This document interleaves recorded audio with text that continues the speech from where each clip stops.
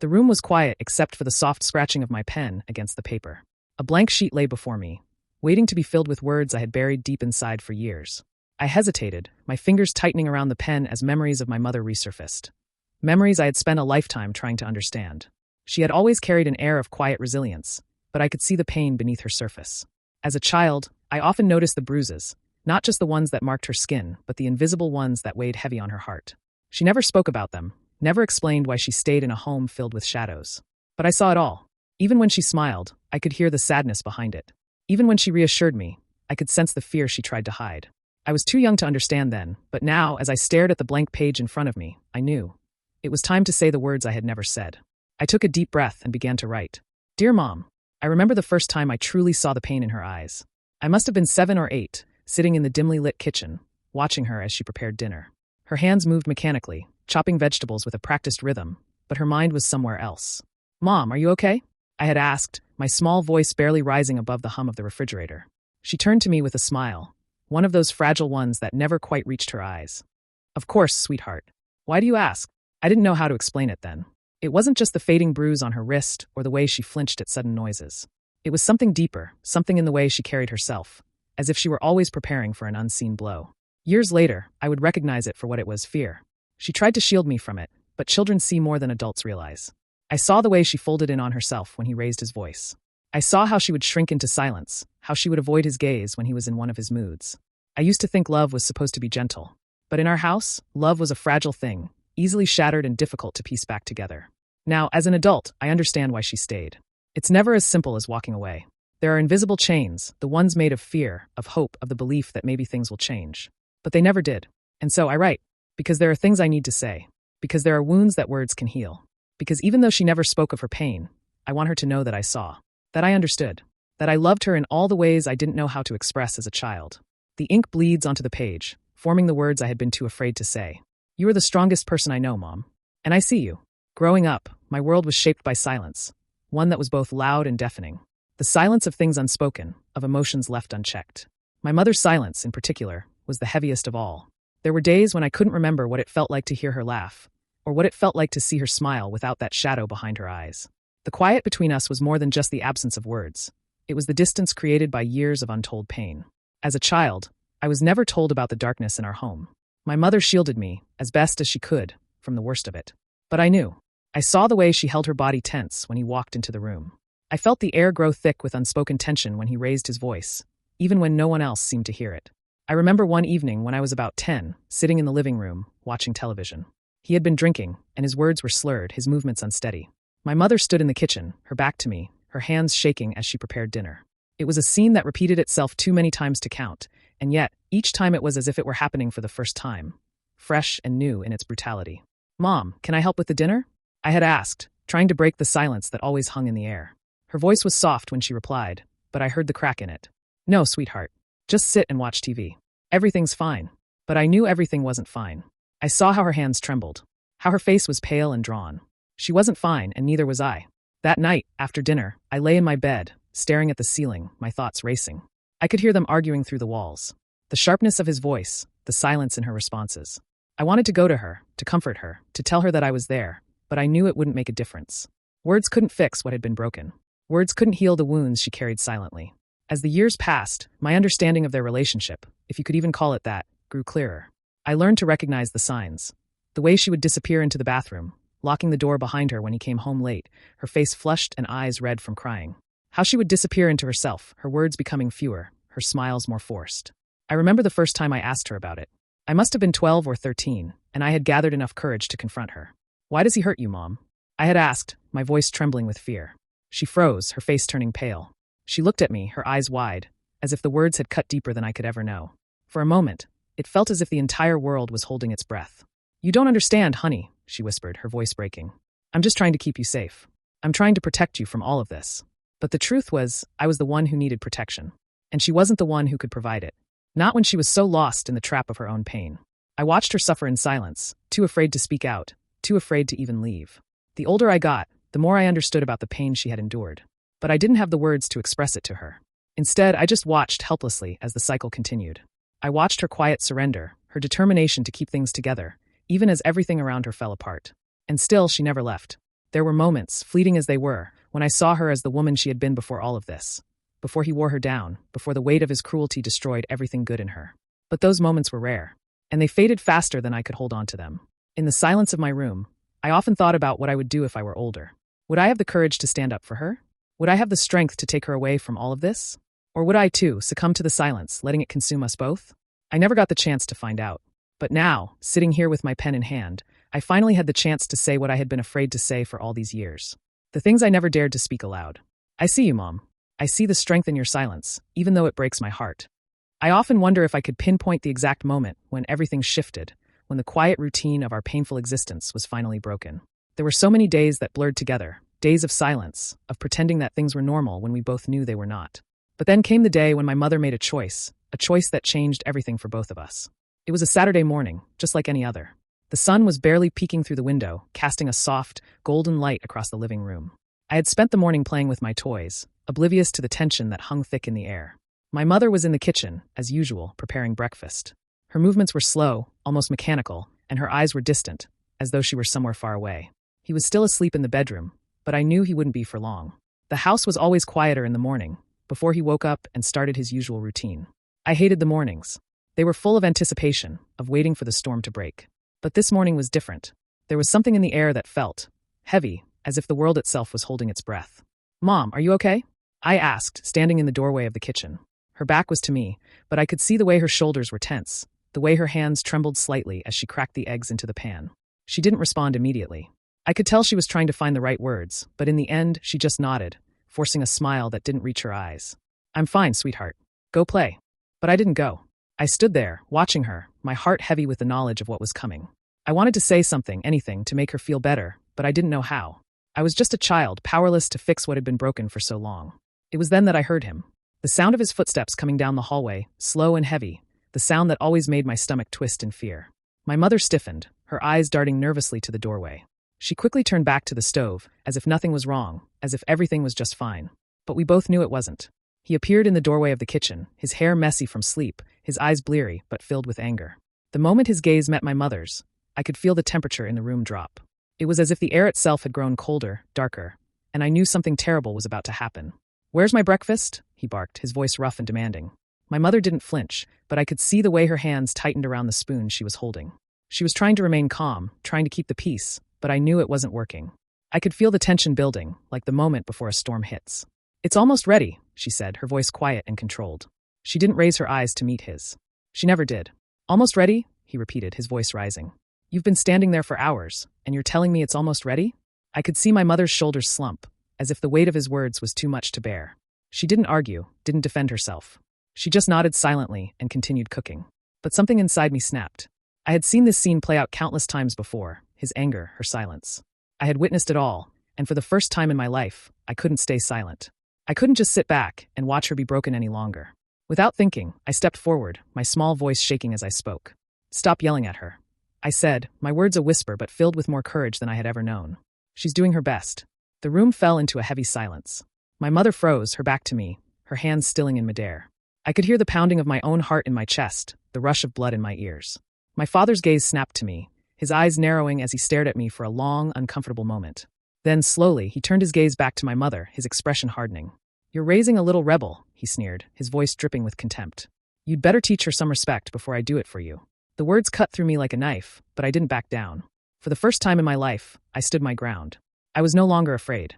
Later that day, after he had gone out for a while, I found my mother sitting on the couch, her head in her hands, her shoulders trembling. The facade of control had cracked, and I could see the full weight of her despair. She was exhausted, broken, and I could see how much it hurt her to keep fighting, to keep pretending everything was okay. I sat beside her, unsure of what to say, but knowing I couldn't just sit there and do nothing. I gently placed my hand on hers, and for the first time in years, she didn't pull away. Her fingers curled around mine, her grip shaky but real. She didn't say anything. She didn't need to.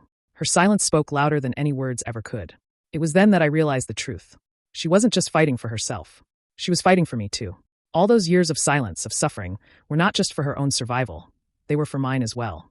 That night, when he came back, my mother said something she had never said before. "I'm leaving," she whispered, her voice trembling but determined. I had never heard her speak those words before. In all the years of abuse, of suffering and silence, she had never said she would leave. But now I saw it in her eyes, the determination, the fear, and the courage. "I'm leaving," she repeated, louder this time, her voice steady. And in that moment, I knew that everything was about to change. The day my mother made the decision to leave, everything shifted. I felt as though I had been holding my breath for years, and finally, with one simple sentence, she had exhaled. I had no idea what would come next. All I knew was that we were at the beginning of something new, something terrifying, but also filled with the faintest glimmer of hope. The days that followed were a blur of preparations. My mother packed her things slowly, carefully, as though she were afraid that if she moved too quickly, something would shatter. Perhaps herself, perhaps me. We never spoke about it directly. She never told me where we would go, or how we would survive. She simply moved through the house in a way that suggested she had made up her mind long before the words had left her mouth. I didn't ask questions. I didn't want to. I knew she was scared, and I didn't want to add to that fear. I wanted to be strong for her. I wanted to believe that this was the right thing to do, that this was our chance for a life away from the silence and the hurt. On the morning we left, my mother stood at the door with a bag in her hand, her eyes full of determination. Her face was pale, but there was a strength in her that I had never seen before.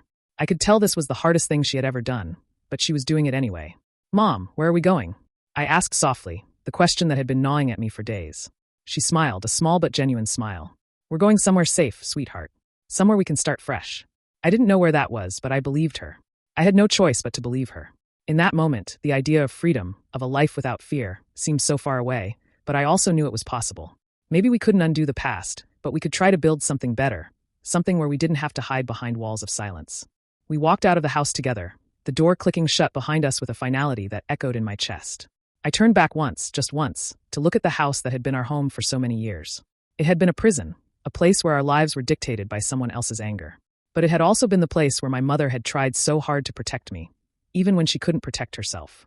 As we drove away, the city slipping farther and farther into the distance, I felt a mix of emotions. Fear, sadness, relief, hope. My heart ached for everything we had left behind, for everything my mother had endured. But there was also a strange sense of freedom, as if I were stepping into the unknown with a newfound strength. We stayed in motels at first, moving from one to the next, always looking over our shoulders, never staying in one place too long. My mother kept a low profile, only revealing the bare minimum to people we met. She was afraid. I could see it in the way she scanned every face we passed, the way her hands never stopped fidgeting, the way she kept her distance from everyone. But I understood. She wasn't just protecting me. She was protecting herself. For weeks, we lived in a constant state of uncertainty, never knowing where we would be tomorrow or what would happen next. But for the first time, there was no yelling in the house. There were no slammed doors, no angry, hurtful words. There was peace. Even if it was fragile, it was real.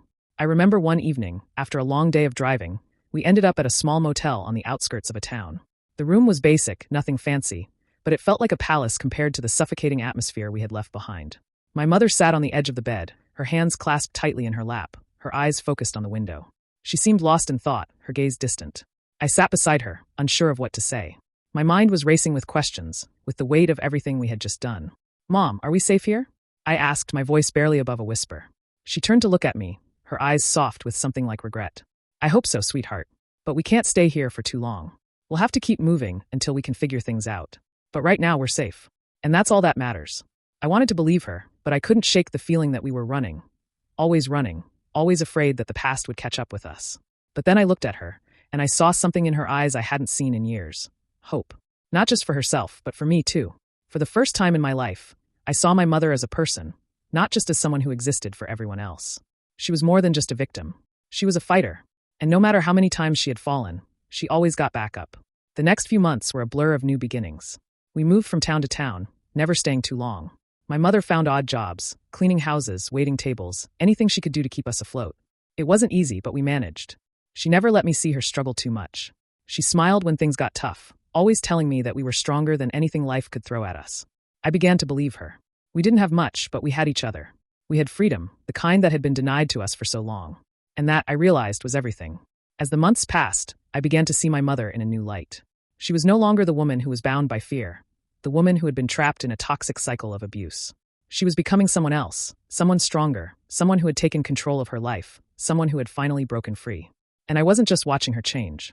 I was changing too. I was learning what it meant to stand up for myself, to speak my truth, to never let fear define me. Together, we were healing. Together, we were rebuilding. And for the first time in a long time, I felt like I could finally breathe. Freedom, as it turns out, is not a one-time gift, but rather a long, winding journey. My mother and I had escaped the clutches of fear and control, But the past followed us like a shadow, always lurking just behind us, waiting for a moment of weakness to creep in. At first, life seemed to get easier. Each new day felt like a small victory. We had found a small apartment in a quiet town, and it was ours. It wasn't much, a cramped two-bedroom place with peeling wallpaper and a creaky floor, but it was ours, and that made all the difference. There were no angry voices in the middle of the night, no fear of the door slamming open with threats and curses. It was the first time in my life I truly felt at home. But even though the physical space around us had changed, the emotional scars we carried from the years of abuse were not so easily erased. We both had our moments of doubt, of fear, and of grief. There were nights when I'd wake up to hear my mother crying softly in the kitchen, her sobs muffled by the sound of running water. I wanted to comfort her, to tell her that everything would be okay, but the truth was, I didn't know if it ever would be. The ghosts of the past didn't just haunt my mother, they haunted me too. I found myself looking over my shoulder constantly, listening for sounds that weren't there. I was afraid that one day we would be found, that the life we were building would be ripped away from us. Sometimes, when I looked in the mirror, I didn't recognize the person I had become. The person who lived in fear, who couldn't shake the terror that had been ingrained in me for so long. One evening, I found myself standing in front of the mirror, my hands pressed against the sink, staring at my reflection. I barely recognized the person looking back at me, someone with tired eyes, someone whose innocence had been stolen too soon. I ran my fingers through my hair, and for a moment, I wished I could just forget everything. Forget the fear, forget the anger, forget the hurt.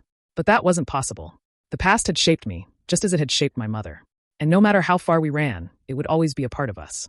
We started going to therapy, both individually and together. My mother was reluctant at first. She was used to carrying her burdens alone, and the idea of opening up to a stranger made her uncomfortable. But I could see that she wanted to get better. She wanted to move forward, even if it meant confronting the things she had buried deep inside. I remember the first time she talked about what had happened, about the years of pain and silence. She was so quiet, her voice barely above a whisper, as she recounted the worst moments. I could see how much it hurt her to speak the words aloud, but at the same time, there was a sense of release, a sense of finally letting go of the weight she had carried for so long. And then one day, my mother did something that surprised me. She told me she was ready to confront the man who had made our lives a living nightmare. She wasn't sure how or when, but she said it was something she needed to do in order to heal fully. At first, I was terrified for her. I didn't want her to face him. I didn't want her to reopen those wounds. But I understood. She needed to take back her power, to reclaim the parts of herself that he had stolen. But when the day came for her to confront him, something happened that neither of us expected. I was sitting in the living room, doing my homework, when my mother walked in, her eyes wide, her face pale. I stood up immediately, sensing something was wrong. "Mom, what happened?" I asked, my voice shaking with concern. She looked at me, her eyes filled with a mix of anger and relief. She had done it. She had finally faced him, and she had gotten the closure she needed. But she didn't come back as the same woman. She came back stronger, more resolute, as though she had shed a layer of skin that had been weighing her down for years. "He's gone," she said, her voice steady, but there was a softness to it that I hadn't heard in years. I told him everything I needed to say. "And I'm done. He won't hurt us anymore." It was a bittersweet victory. In a way, it felt like we had finally defeated him, but in another way, it was the end of something we could never fully undo. The years of abuse, the years of suffering, those would always be a part of our story. But in that moment, we knew we had taken the first real step toward healing. The healing didn't happen overnight.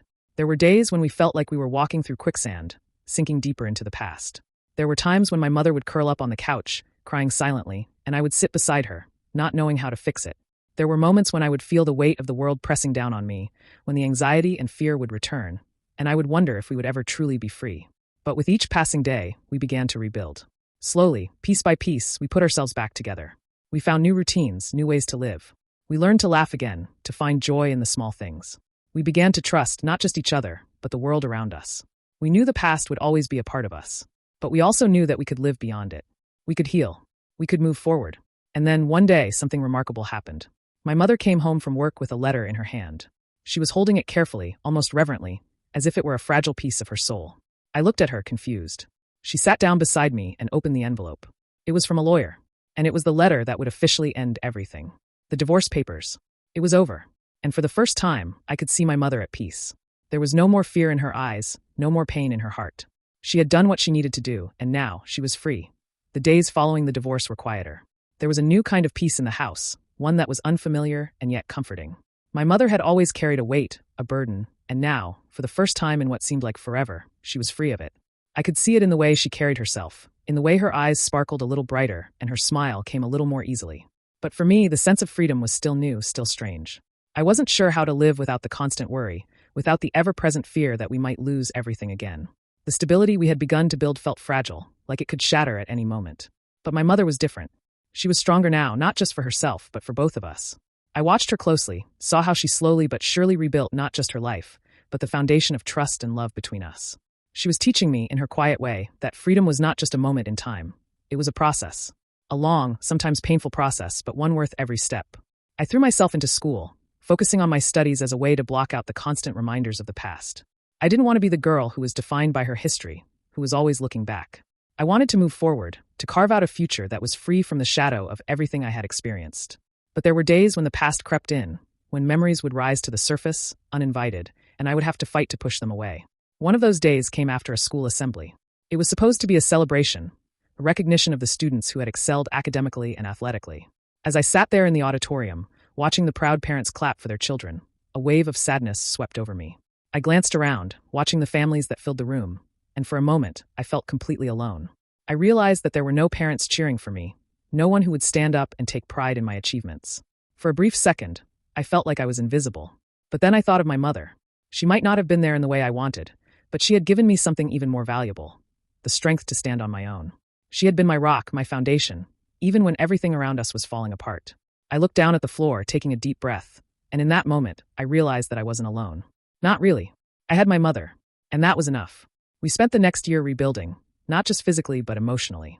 We attended therapy regularly, where we continued to explore the deep wounds of the past, slowly working through the trauma that had been inflicted on us. My mother was making incredible progress. I could see the way she began to trust again, the way she allowed herself to feel joy, to hope, to dream. But the journey wasn't always smooth. There were setbacks, moments when the weight of the past would pull her back into the darkness. And there were moments when I, too, felt the sharp sting of old wounds. The fear of never being good enough, the guilt of wanting more than what we had, the pain of never truly feeling like I belonged. We learned, though. We learned how to pick ourselves up after each fall, how to keep moving forward even when it felt impossible. It was a constant process, one that required patience and grace. And slowly, we began to rebuild our lives, not just the structure of our home, but the very core of who we were. It wasn't long before my mother found a stable job, one that gave her a sense of purpose and independence. It wasn't the glamorous career she had once dreamed of, but it was hers, and that was enough. I saw the pride in her eyes when she came home after a long day, when she told me about the people she worked with, the small victories she had achieved. She was no longer just surviving, she was thriving. For the first time in my life, I saw my mother as the woman she had always been underneath the pain. She was strong, capable, kind, and resilient. And she had created a life for us that was full of possibility. As the years went by, we continued to grow. I graduated from high school, a milestone that once felt unreachable.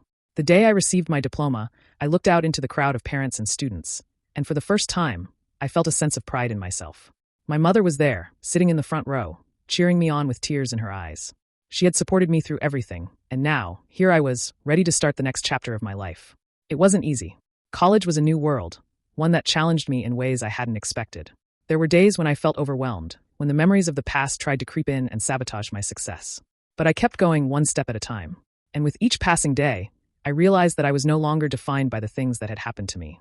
I was defined by what I had overcome. My relationship with my mother continued to evolve as well. We were no longer just two survivors of abuse. We were two women who had rebuilt their lives side by side. We talked more openly, more honestly. We shared our dreams, our fears, and our hopes for the future. I began to see her as more than just my mother. I saw her as a person, a woman with her own hopes, her own desires, her own strengths and weaknesses. And I respected her for everything she had done, not just for me, but for herself. We had a bond now that was unbreakable. No longer was she the fragile woman who had been controlled and manipulated. She was the warrior who had fought her way out of the darkness, and I was proud to stand beside her. One day, as we sat on the porch, watching the sunset, my mother turned to me and smiled. It was a smile full of hope, of peace, and of gratitude. "You know," she said, her voice soft but steady, "I never thought I'd get here. I never thought I'd be the woman I am now. But I am. And it's because of you. You gave me the strength to keep going." I looked at her, surprised, my heart swelling with emotion. "No, Mom. You gave me the strength. You taught me how to keep going. You're the reason I'm here today." She reached over and took my hand, her fingers warm and strong. "No," she said quietly. "We did it together." And for the first time in a long time, I realized that she was right. We had done it together. We had survived. And we had built something beautiful in the process. Years had passed since the darkness of our past began to lift. My mother and I had come so far, each of us forging a new path, not just as survivors but as two women who had rebuilt their lives from the ashes. The struggles had not ceased, and there were still days when the past tried to invade our peace, but we had learned to manage it, to rise above it, to push forward. The life we had now wasn't perfect. We didn't live in a grand house, nor did we have the wealth or status that many people seem to value. But what we did have was far more valuable, a life of our own, free from fear, free from control, free from the man who had tried to destroy us. We had built something beautiful out of broken pieces, and in doing so, we had learned that strength came from within, from a place that no one could touch, no matter how hard they tried. I was now in my third year of college. I had a clear vision of what I wanted for my future. I dreamed of becoming a therapist, someone who could help others who had gone through what my mother and I had endured. The idea of being a guiding light for someone else, just as the therapists had been for us, was something I held close to my heart. Every day in class, every hour spent studying, was not just for me but for the people I knew I would someday help. But it wasn't always easy. The weight of the past still had a way of sneaking up on me, especially during moments of stress or vulnerability. Sometimes I found myself doubting my abilities, questioning whether I was strong enough to pursue my dreams. There were days when I'd look at my classmates, so seemingly perfect, and feel like I was miles behind, as if I would never catch up to their level of success. But then I thought of my mother, of everything we had overcome, and I remembered that I was capable. I had proven that to myself time and time again. One evening, as I sat in my room studying, my phone buzzed. It was a text from my mother. "Come to the kitchen, I have something to tell you." I set my books aside and walked into the kitchen, where she was sitting at the table, her hands folded in front of her. There was a look in her eyes, one I couldn't quite place, something between excitement and nervousness. I sat down across from her. "What's going on?" She smiled, but there was a glimmer of uncertainty in her expression. I've been thinking a lot about the future, about what I want next. And I think it's time I make a change." My heart skipped a beat. My mother was never one to make drastic changes, unless she was absolutely sure. "What do you mean?" I asked. She took a deep breath. "I've decided to go back to school. I want to finish my degree in social work. I've always wanted to help others, just like you want to. I've been thinking about it for a long time, and I feel like it's the right time." For a moment, I was speechless. My mother, the woman who had been so broken for so long, was ready to take this huge step toward her own dreams. I could hardly believe it. "That's amazing, Mom," I said, my voice trembling with pride. "You're going to be great." She laughed softly, her eyes glistening with emotion. "I hope so, but I'm not doing it for anyone else. I'm doing it for me." From that moment, things began to shift for both of us. My mother enrolled in the local university, taking evening classes while continuing to work during the day.